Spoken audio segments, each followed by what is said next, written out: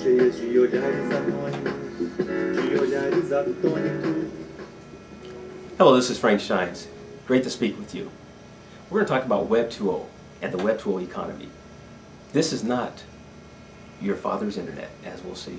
In fact, the focus that we're going to have is not on the internet technology per se, not from a techie perspective, but from a business perspective, from someone who's looking to be an entrepreneur or be successful as an individual worker in the workplace.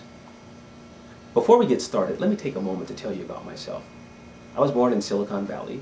I grew up near Redwood City, California, and later moved up to Seattle, kind of the next Silicon Valley, the Pacific Northwest, where, as we know, Microsoft later arrived. At any rate, following high school, I went to the Air Force Academy, where I studied management and engineering, and then later went off to pilot training and spent about a total of 11 years in the Air Force, working with some incredible people all around the world. Following that, I went to Brazil, and this was about 1992-93 time frame. The Berlin Wall had recently fallen. The former Soviet Union was going under what was called perestroika and glasnost, this openness and this restructuring that Gorbachev was pushing for. And it was clear to me that the world was about to change in a dramatic way, and I wanted to be part of what was going to happen with the internet. Now, we'll have a chance to talk about the evolution of the internet because it really started with the military.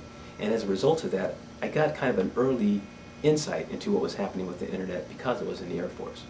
So after coming back from Brazil after a year, in end of 1993, I was excited as I moved into Silicon Valley and began to work with companies like Westinghouse, IBM, and Ernst & Young.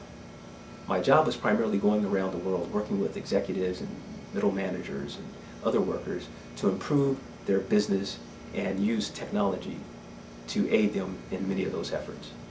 So that's what really got me excited with this whole evolution of the internet. So let me take a moment to pass on some of the things that we picked up.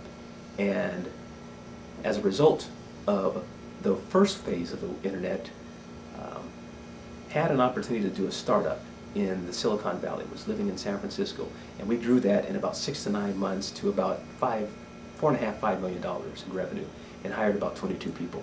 So we know the power that the internet really can have. We're really in a phase of an evolutionary process for the internet, and it's going to dramatically change as it moves into this next phase of the internet. Many call it Web 2.0. Some refer to it as the semantic web. Some refer to it as Business 2.0.